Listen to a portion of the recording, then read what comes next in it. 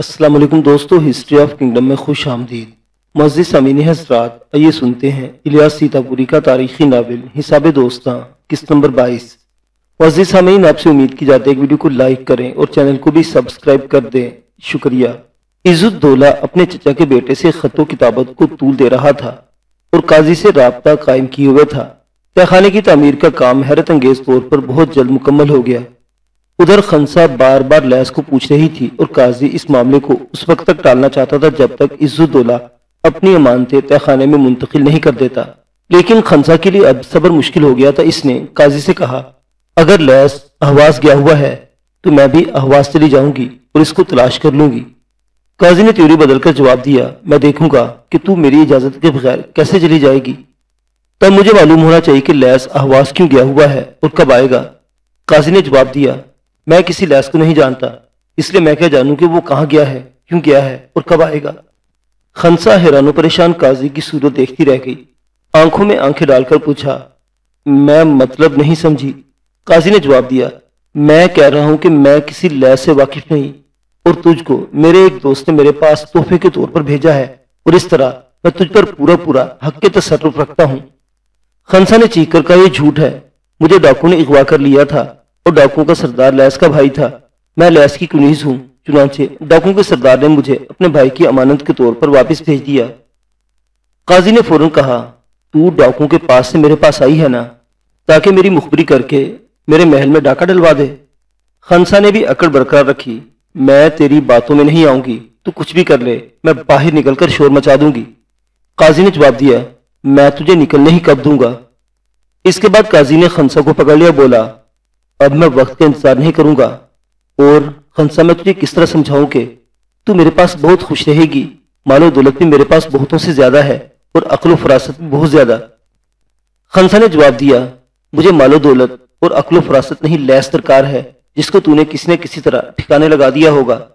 قاضی نے کہا، اب وہ تجھے نہیں مل سکتا اور بحالت مجبوری اب تجھے پوری زندگی میری ہی آغوش میں گزارنی ہوگی۔ خنسا چیخی، ایسا نہیں ہو سکتا، ایسا نہیں ہو سکتا۔ قاضی نے جواب دیا، اللہ نے چاہا تو ایسا ہی ہوگا، ایسا ہی ہوگا۔ اس کے بعد قاضی نے خنسا کو زبردستی قابو میں لینا چاہا، لیکن خنسا بدک کر دوسری طرف چلی گئی۔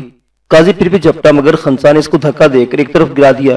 قاضی نے غصے میں کہا، اگر یہ بات ہے تو یہی سمجھ، میں تجھے معاف نہیں کروں گا اور جس طرح بھی بن پڑے گا میں اپنا مطلب حاصل کر کے رہوں گا۔ تجھ کو ان حالات سے سمجھوتا کر لینا چاہیے، کیونکہ اب انہی حالات اور ماحول میں تجھے اپنی زندگی بسر کرنا ہے۔ خنسا نے جواب دیا، خودکشی حرام ہے اور میں اس حرام کو ترجیح دوں گی۔ قاضی کو جوش آیا ہوا تو اس نے اپنا فیصلہ کر لیا کہ آج کچھ نہ کچھ کر گزرنا ہے، لیکن اس وقت اس کو مطلع کیا گیا کہ عز الدولہ نے یاد فرمایا ہے۔ قاضی نے خنسا کو خونخوار نظروں سے دیکھا اور کہا، آج تو تم مجھ سے بچ نہیں سکتی، لیکن میں تیری خوش قسمتی کے بادشاہ کا بلاوا آ گیا ہے، تجھ کو معلوم ہونا چاہیے کہ بادشاہ میرے کہنے میں ہے اور میری بہت سنتا ہے۔ خنسا نے جواب دیا، جا اپنا راستہ لے، بادشاہ تیری سنتا ہے تو سنتا رہے، بس خدا تیری نہ سنے، بادشاہ کو کیا ہے، آج وہ ہے کل کوئی دوسرا آ جائے گا۔ قاضی اسی وقت عز الدولہ کے پاس چلا گیا۔ اسی دن عز الدولہ ہمیشہ سے زیادہ پریشان تھا۔ قاضی کو دیکھتے بولا، اب بات بگڑ چکی ہے اور جنگ کے علاوہ چارہ نہیں رہا، سنتا ہوں کہ تہہ خانہ بھی مکمل ہو چکا ہے۔ قاضی نے جواب دیا، وہ تو 2 دن پہلے ہی تیار ہو گیا تھا، میں آپ کی طرف سے طلبی کا منتظر تھا۔ عز الدولہ نے پوچھا، آج کیا دن ہے؟ قاضی نے جواب دیا، اتوار۔ عز الدولہ نے کہا، میں پرسوں منگل کو رات کی تاریکی میں اپنا خزانہ اس تہہ خانے میں منتقل کرا دوں گا۔ قاضی نے پوچھا، اس کے لیے مجھے آپ کے پاس آنا پڑے گا یا حضور نے کوئی اور انتظام کر رکھا ہے؟ عز الدولہ نے جواب دیا، رات کی تاریکی میں اپنی نگرانی میں یہ خزانہ آپ کے گھر پہنچا دوں گا، کیونکہ اس معاملے میں کسی اور پر اعتبار نہیں کر سکتا۔ اس کے بعد عز الدولہ نے قاضی کو ایک طرف آنے کا اشارہ کیا۔ وہ قاضی کو کمرے کے آخری حصے میں لے گیا جہاں ایک دروازہ لگا ہوا تھا۔ عز الدولہ نے اس کو کھولا تو پتہ چلا کہ وہ ایک تہہ خانہ ہے۔ عز الدولہ قاضی کے ساتھ تہہ خانے میں اتر گیا۔ کچھ دیر بعد دونوں ایک خزانے کے سامنے پہنچ گئے۔ یہاں شمع روشن تھی اور ان کے سامنے زر و جواہر اور ہیروں کا ڈھیر لگا ہوا تھا۔ 140 آفتابے، 3 ڈبے اور یاقوت و لال اور فیروزہ سے لبریز 15 پیالے رکھے ہوئے تھے۔ قاضی نے آفتابوں کی طرف اشارہ کیا اور پوچھا، حضور والا، ان آفتابوں میں کیا ہے؟ عز الدولہ نے جواب دیا، دینار۔ قاضی نے ڈبوں کی طرف اشارہ کیا اور ان میں جواب ملا، مروہ ریت۔ قاضی اس مال کو دیکھ کر اتنا خوش ہوا کہ شاید یہ مرگ کسی تاریخ ہونے لگی۔ عز الدولہ نے کہا، آج رات میں آپ کے تہہ خانے کا معائنہ کروں گا۔ قاضی نے جواب دیا بسر چشم، میں آپ کا انتظار کروں گا۔ رات کو عزت اللہ قاضی کے قصر میں پہنچ گیا اور تہ خانے کو دیکھ کر بہت خوش ہوا۔ موقع غنیمت دیکھ کر قاضی نے خنسا کی شکایت کر دی کہ حضور والا، ان دنوں میں ایک مصیبت میں گرفتار ہوں اور آپ کی مدد چاہتا ہوں۔ عزت اللہ نے جواب دیا قاضی محترم، آپ اپنی مصیبتوں کا ذکر فرمائیں، ابھی میں بادشاہ ہوں، آپ کے حق میں جو کچھ کر سکتا ہوں ضرور کروں گا۔ قاضی نے کہا مجھے ایک شخص نے نذرانے میں ایک کنیز بھیجی ہے، وہ کنیز مجھے پسند آ گئی ہے، لیکن اب یہ انکشاف ہوئے کنیز کا تعلق ڈاکوں کے گروہ سے ہے، اس لیے اب میری سمجھ میں یہ نہیں آ رہا کہ میں کیا کروں۔ عزت الدولہ نے سختی سے جواب دیا کنیز سے تمتع جائز ہے، پہلے آپ اس کو یوں ہی سمجھا لیجئے کہ وہ اپنے دل سے ہی نکال دے کہ ڈاکو اس کی کوئی مدد کر سکیں گے، اور اگر وہ زیادہ تنگ کرے تو آپ کو اس کا اختیار ہے کہ اس سے جیسا سلوک چاہے کریں، میں کچھ نہیں بولوں گا۔ قاضی نے شکر ادا کیا، بادشاہ کا شکر گزار ہوں کہ اس نے مجھے اتنی عزت بخشی۔ عزت الدولہ نے کہا ہو سکتا ہے کہ بدھ سے جنگ شروع ہو جائے، جنگ چھٹتے ہی میری لڑکیاں آپ کے پاس آ جائیں گی اور آپ انہیں چھپا کر رکھیے گا، اور جب حالات معمول پر آ جائیں گے تو آپ دور اندیشی سے اہواز منتقل ہو جائیے گا اور یہ خزانہ بھی وہیں لیتے جائیے گا اور میری لڑکی کی شادیاں مناسب جگہوں پر کر دیجیے گا۔ قاضی نے ان کی ساری سے عرض کیا حضور والا، جس طرح فرما رہے ہیں بالکل اسی طرح اس پر عمل ہوگا۔ عزت الدولہ نے کہا منگل کی رات آپ جاگتے رہیے گا، کیونکہ میں رات کو کسی بھی وقت خزانے کے ساتھ حاضر ہو جاؤں گا۔ قاضی نے جواب دیا میں پوری رات جاگ کر آپ کا انتظار کروں گا۔ عزت الدولہ اپنے محل میں واپس گیا اور قاضی قصر کے باہر تک عزت الدولہ کو چھوڑ کر سیدھا خنسا کے پاس پہنچا اور کہا خنسا، میں نے تیرا ذکر عزت الدولہ سے کر دیا ہے اور اس نے واضح الفاظ میں کہہ دیا کہ میں تجھ سے تمتع کر سکتا ہوں، اور اگر تیرا تعلق ڈاکو سے ہے تو تجھ کو معلوم ہونا چاہیے کہ ڈاکو تیری کوئی مدد نہ کر سکیں گے۔ اس کے علاوہ بادشاہ نے مجھ کو اختیار بھی دیا ہے کہ میں تجھ پر سختیاں بھی کر سکتا ہوں۔ خنسا نے پھر وہی جواب دیا میں خودکشی کر لوں گی اور اس حرام پر اس حرام کو ترجیح دوں گی۔ قاضی ہنسنے لگا، بولا میری جان، خودکشی کرے تیرے دشمن، میں تجھے اپنے قصر کی ملکہ بنا کر رکھوں گا، کیونکہ عنقریب مجھے ایسا خزانہ ملنے والا ہے جو صرف بادشاہوں کے پاس ہو سکتا ہے۔ قاضی نے مارے خوشی کو خنسا کو بھی نہیں ستایا۔ دوسرے دن پیر کو دوپہر کے بعد اصفہان سے قاضی کا ایک آدمی بھاگا ہوا آیا اور یہ منحوس خبر سنائی کہ لیس اصفہان سے کہیں چلا گیا ہے، مگر کہاں گیا ہے اس کا کسی کو علم نہیں۔ لیکن سپہر کے بعد لیس قاضی کے قصر کے دروازے پر دربانوں سے جھگڑ رہا تھا اور مزید تھا کہ قاضی سے ملے بغیر نہیں جائے گا۔ قاضی نے اس کو فوراً اندر بلا کر کہا نوجوان، تو اصفہان سے کیوں آیا؟ میرا تیرا کیا طے ہوا تھا؟ لیس نے جواب دیا میں یہ نہیں جانتا کہ میرا تیرا کیا طے ہوا تھا، میں تو یہ جانتا ہوں کہ تیرے پاس میری امانتیں ہیں اور وہ مجھے واپس ملنی چاہیے، اب مزید صبر میرے بس کا نہیں۔ قاضی نے تیرے پر بل ڈال کر کہا دیکھ نوجوان، تو زیادہ چالاک بننے کی کوشش نہ کر۔ لیس نے جواب دیا قاضی پہلے میری پوری بات سن لے، اس کے بعد کچھ کہنا۔ میں نے اپنے غلام کو جدا کر دیا ہے اور یہ فیصلہ کر لیا ہے کہ پہلے میں تجھ سے بات کروں گا، اگر تم مان جائے تو خیر، ورنہ پرآشوب حالات میں عزت الدولہ کا دروازہ کھٹکھٹاؤں گا، کیونکہ میں عام دنوں کی بنسبت آج کل عزت الدولہ سے بآسانی رابطہ قائم کر سکوں گا۔ مجھے یہ معلوم ہوا ہے کہ وہ آج کل عدل و انصاف پر بہت زیادہ مائل ہے۔ قاضی نے دانت بھینچ کر کہا میں تجھے اس قصر سے نکلنے نہیں دوں گا۔ لیس نے جواب دیا اگر تم مجھے اس قصر میں نہیں نکلنے دے گا تو کیا ہوا، یہ کام میرا غلام انجام دے گا اور عزت الدولہ کو یہ بھی بتا دے گا کہ میں تجھ سے ملنے گیا تھا مگر واپس نہیں آیا۔ قاضی کو فکر لاحق ہو گئی۔ منگل کی شب عزت الدولہ اس کے قصر میں اپنا خزانہ منتقل کرنے والا تھا۔ اس نے سوچا ان حالات میں اگر یہ خبر کسی طرح عزت الدولہ تک پہنچ گئی تو اس کا اعتبار مشتبہ ہو جائے گا۔ اس نے لیس کے شانے پر ہاتھ رکھا، نرمی سے کہا لیس میرے بیٹے ادھر آ میرے ساتھ۔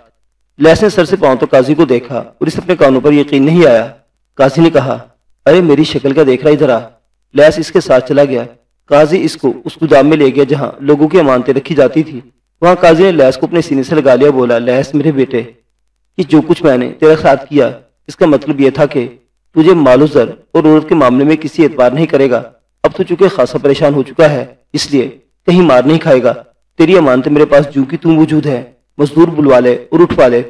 اس کے بعد اس نے ان آفتابوں کی طرف اشارہ کیا جو درہم و دینار سے بھرے ہوئے تھے۔ لیس نے اسی وقت مزدوروں کو بلا لیا اور اپنے آفتابے اٹھوا لیے۔ اس وقت وہ بہت خوش تھا۔ اس نے پوچھا اور انان کہاں ہے؟ قاضی نے جواب دیا وہ اہل خانہ کے ساتھ اہواز گئی ہوئی ہے، 2-3 ہفتے کے بعد آ جائے گی تو اسے بھی تیرے حوالے کر دوں گا۔ لیس نے کہا مجھے اہواز کا پتہ بتا تاکہ میں اسے لے آؤں۔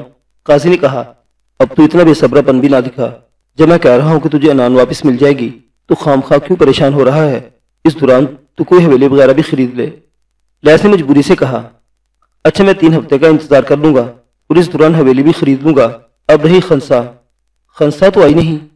قاضی نے جواب دیا ابھی تک وہ آئی نہیں، جیسے ہی آئے گی تیرے حوالے کر دی جائے گی، تو اطمینان رکھ۔ لیس نے کہا اچھا میں اس کا بھی انتظار کر لوں گا، لیکن قاضی اگر تم نے خنسا کی آمد سے مجھے مطلع نہیں کیا تو میں اس کا تجھ سے زیادہ خطرناک انتقام لوں گا۔ قاضی کو اس کی باتوں پر بہت غصہ آ رہا تھا، لیکن حالات ایسے نازک تھے کہ وہ زبر سے کام لے رہا تھا۔ لیس اپنے آفتابے لے کر چلا گیا، اس نے قاضی کو شکست دے دی تھی اور اس کو یقین تھا کہ وہ عنان کو بھی حاصل کر لے گا، خنسا کے آ جانے پر اسے بھی۔ لیس کے چلے جانے کے بعد قاضی نے سکون کی سانس لی، کیونکہ اس کے سر سے بہت بڑا خطرہ ٹل گیا تھا۔ منگل کی شب آئی، قاضی کے دل کی دھڑکنیں تیز ہو گئی۔ وہ قصر کے پھاٹک پر دربانوں کے ساتھ ہی بیٹھ گیا۔ اس کو عزت الدولہ کے آدمی کا انتظار تھا۔ ہر آہٹ پر وہ چونک جاتا اور پھاٹک کے باہر نکل جاتا اور مایوس واپس آتا۔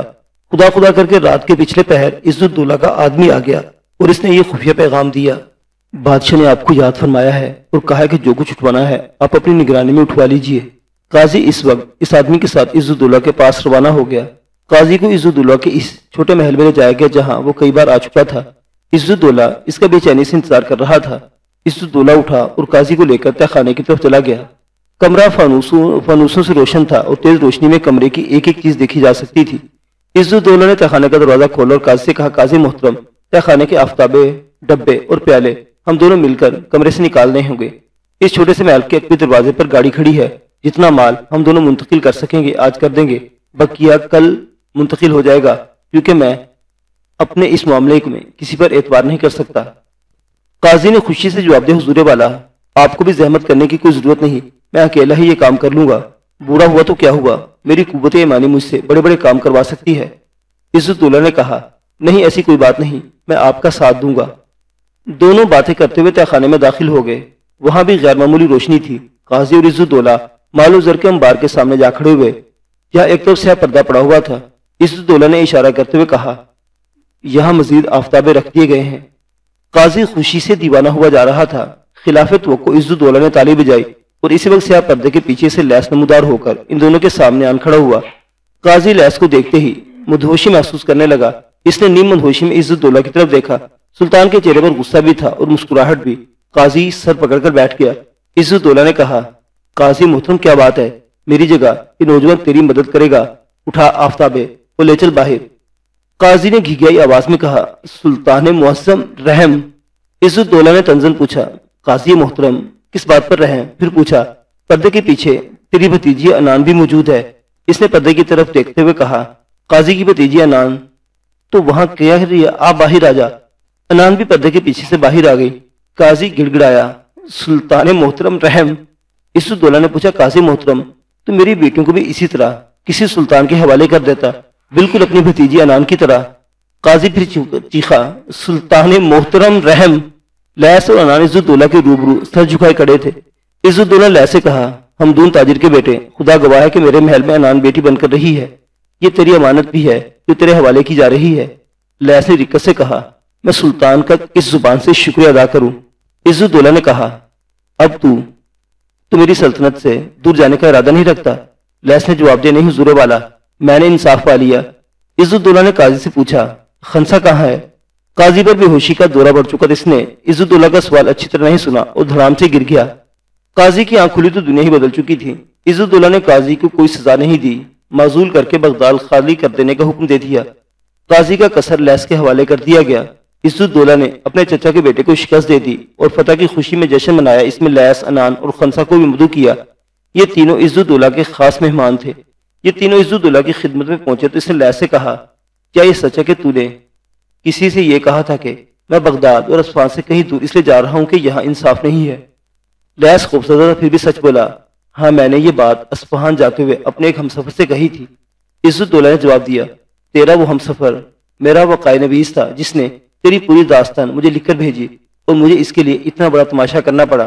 پھر شوخی سے پوچھا اب تو بغداد میں ہی رہے گا نا؟ لیس نے جواب دیا اب مجھے انصاف مل گیا، اس لیے اس سرزمین انصاف کو چھوڑ کر کہیں نہیں جا سکتا۔ عزت الدولہ نے پوچھا تیرا غلام کہاں ہے؟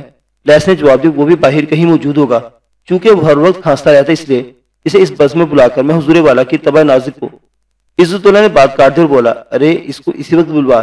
اس کے بعد بادشاہ نے تالی بجائی، ایک غلام حاضر ہوا۔ عزت الدولہ نے حکم دیا قصر کے باہر اس کا غلام کھڑا ہے، اسے اندر بلا لے۔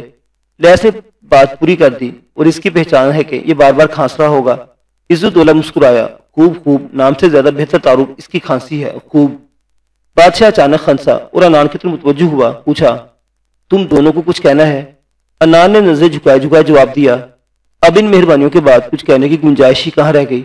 لیکن خنسا نے بادشاہ کو دیکھا، فوراً نظر جھکا لی۔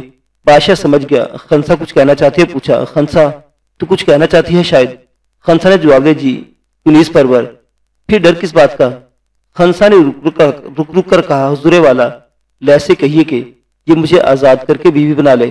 انان نے تڑپ کر خنسا کی طرف دیکھا، پھر عزت دولا نے لیس کے بجائے انان سے پوچھا، بیٹی تو لیس سے کہہ کے خنسا کی خواہش پوری کر دے۔ انان نے جواب دیا، آپ ہی کی ایما پر ہم سب کے لیے حکم ہے، مجھے کوئی اعتراض نہیں۔ کچھ دیر بعد غلام بھی کھانستا ہوا آ گیا، وہ بادشاہ کو دیکھ کر جھجکا، لیکن بادشاہ نے قریب آنے کا حکم دیا۔ تو ایک مثالی انسان ہے، تیری وفاداری اس لائق ہے کہ تجھے بادشاہ کے برابر بٹھایا جائے۔ عزت دولا نے غلام کو اپنے پاس ہی بٹھا لیا اور پوچھا، تجھ کو کچھ پتا ہے کہ قاضی کہاں ہے؟ غلام نے کہا، سننے میں آیا کہ وہ اہواز جانے کی تیاری کر رہا ہے۔ عزت دولا نے پوچھا، اس کے دوستوں کا اس کے ساتھ کیا رویہ ہے؟ غلام نے جواب دیا، جب وہ قاضی قضا کے عہدے پر تھا تو اس کا کوئی دشمن نہیں تھا، اور اب معزولی کے بعد اس کا کوئی دوست نہیں۔ غلام کے جواب نے سبھی کو پھڑکا دیا۔ عزت دولا بے اختیار ہنس دیا، لیکن اس ہنسی میں غلام کے کھانسنے کی آواز بھی شامل ہو گئی۔ بادشاہ نے ہنسی پر قابو پاتے ہوئے غلام سے کہا، اب مجھے ایک کام اور کرنا ہے، اور وہ ہے شاہی طبیب سے تیری کھانسی کا تیر بہدف علاج کروانا ہے۔ معزز سامعین کرام، یہ تاریخی داستان آپ کو کیسی لگی؟ معزز سامعین، حساب دوستوں کا ہو یا دشمنوں کا، میزان کھری ہو تو دودھ کا دودھ اور پانی کا پانی ہوتے دیر نہیں لگتی، اور اگر یہ حساب کتاب وقت کے ہاتھوں میں آ جائے تو لمحوں کا شمار جذبات و احساسات اور حیرت انگیز واقعات کے حصار میں قید کر کے ہر پل کی پڑتال ہونے لگتی ہے، اور رفتہ رفتہ یہ جانچ پڑتال تاریخ کا حصہ بن جاتی ہے۔